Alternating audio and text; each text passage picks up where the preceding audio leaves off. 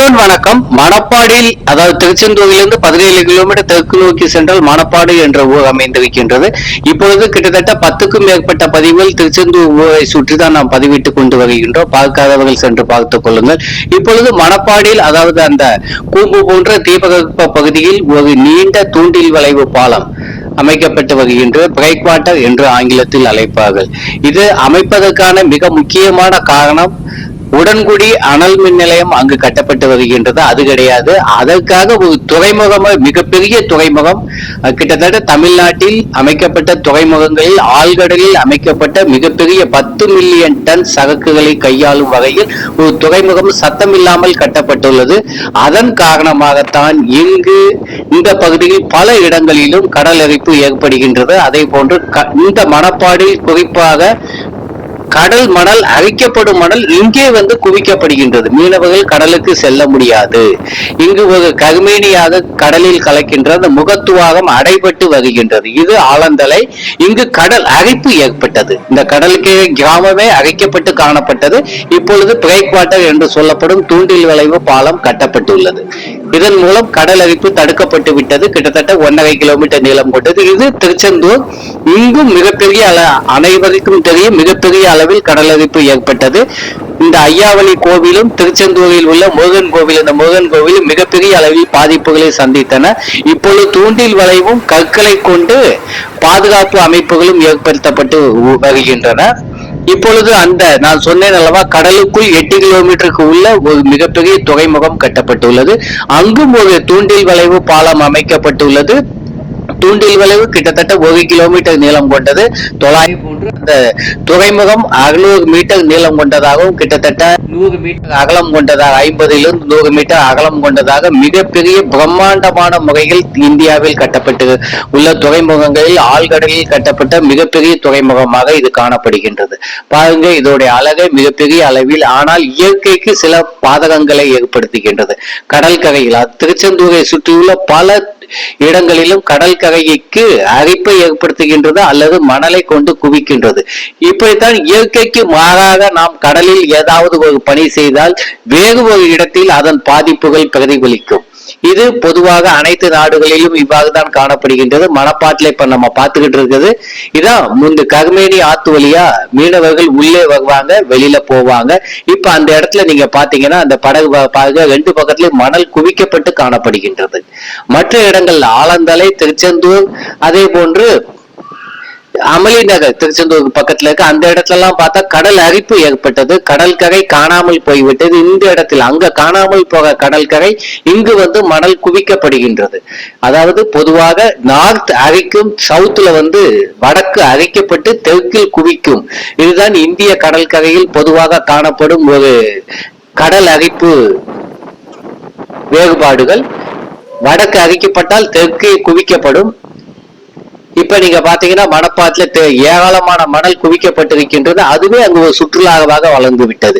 குழந்தைகளும், அந்த பகுதியில் உள்ள குழந்தைகளும் பெரியோரும் விடுமுறை நாட்களில் இங்கு கழிப்பதற்காக வந்திருக்கிறார்கள். பாருங்க எவ்வளவு கார் நிக்குது, எவ்வளவு இருசக்கர வாகனங்கள் நிக்குது. இங்கு உள்ள அதாவது தேவாலயத்தை வழிபட வருவதற்கும், அதே போன்று அங்கு உள்ள குகையை பார்ப்பதற்கும், இந்த கடல் கரையில் நேரத்தை கழிப்பதற்கும் ஏராளமான மக்கள் கடந்த 3 ஆண்டுகளாக அங்கு வந்து கொண்டிருக்கிறார்கள்.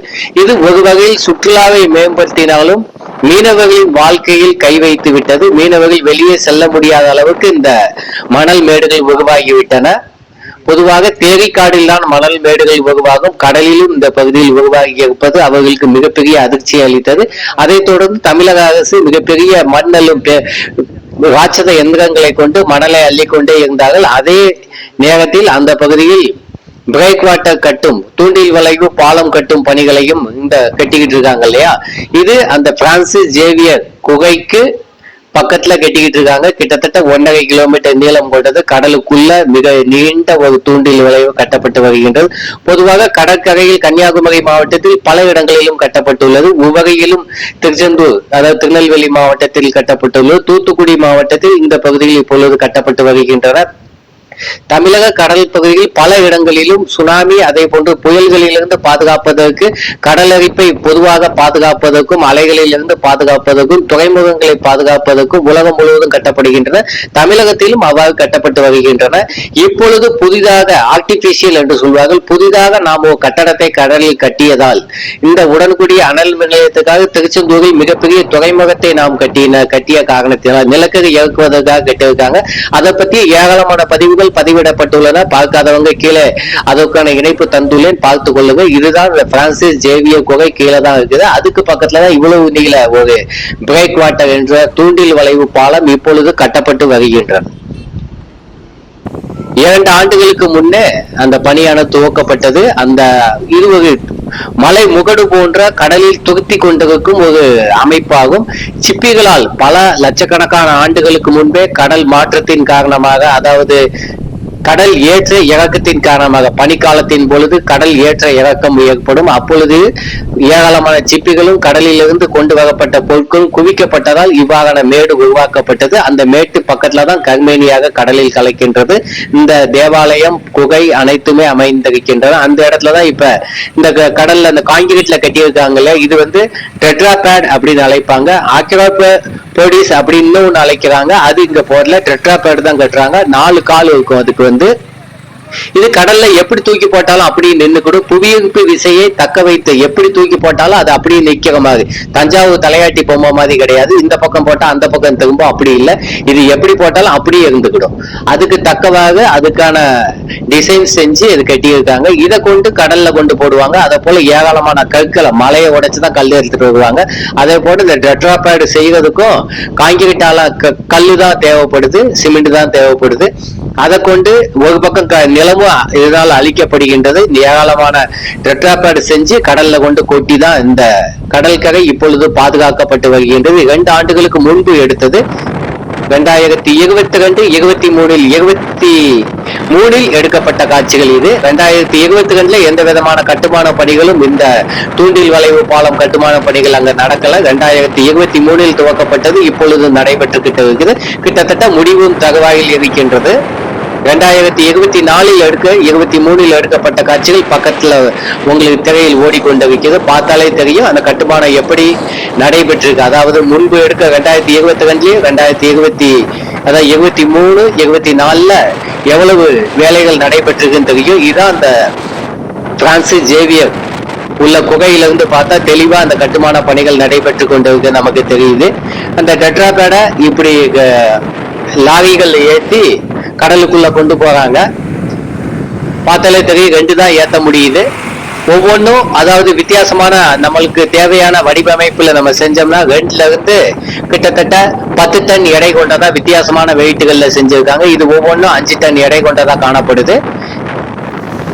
1952 பிரான்ஸ் நாட்டுக்காக தான் இதை டிசைன் பண்ணாங்க. இது உலகம் முழுவதும் கட்டப்படுவது கடல் கரையை பாதுகாக்கிறதுக்கு, அதே போன்று கடல் அரிப்பை தடுக்கிறதுக்கு, மீன்பிடி துறைமுகங்களை பாதுகாக்கிறதுக்கு, சுற்றுலாவை மேம்படுத்துறதுக்கு, அதே போன்று மீன்பிடிக்காக உள்ள படகுகள் பாதுகாப்பா உள்ள போயிட்டு வரதுக்கும் வெளியில போவதுக்கும் தக்கவாக, அதே போன்று இயற்கை சமன்பாட்டை பாதுகாத்து கடல்வாழ் உயிரினங்களை பாதுகாக்கிறதுக்கு இவ்வாறு கடலை வந்து அவங்க வந்து டெட்ராபேடு போட்டு அதே போல கற்களை குவிச்சு பாதுகாத்து வராங்க உலகம் முழுவதும். இப்ப நான் அதைத்தான் உங்களுக்கு காட்டிக்கிட்டு இருக்கேன். அங்க மணப்பாட்டுல நடக்கிற கட்டுமான காட்சிகளை, அதாவது கடந்த 3 ஆண்டுகளை எடுக்கப்பட்ட காட்சிகளை மொத்தமா தொகுத்து உங்களுக்கு நான் வழங்கிக்கிட்டு இருக்கேன். இதன் மூலம் இந்த பகுதி கடலானது பாதுகாக்கப்பட்டு வருகின்றது. இது ஒரு மெகா கன்ஸ்ட்ரக்ஷன் அப்படின்னு சொல்லலாம், பிரம்மாண்டமான கட்டுமானம். நீங்க பார்த்தா தெரியும் பின்னாடி உள்ள அந்த லைட் ஹவுஸ் அங்க தெரியுது. பின்னாடி அந்த மணப்பாட்டுல 2 லைட் ஹவுஸ் இருக்குது. அதாவது ரேடார் உள்ளது, இப்ப உள்ள நவீனது. முன்பு உருவாக்கப்பட்ட லைட் ஹவுஸும் பின்னாடி இருக்குது. வானிலைய, அதாவது அங்க உள்ள வானிலை என்ன நிலையில இருக்கு அப்படிங்கிறத வந்து அப்சர்வ் பண்றதுக்காக இப்ப புதுசா ஒண்ணு பின்னாடி கட்டி இருக்காங்க. அதுக்கான டவர் கட்டமைப்புகள் கட்டப்பட்டிருக்கு. அதே போன்று லைட் ஹவுஸும் கட்டப்பட்டிருக்கு.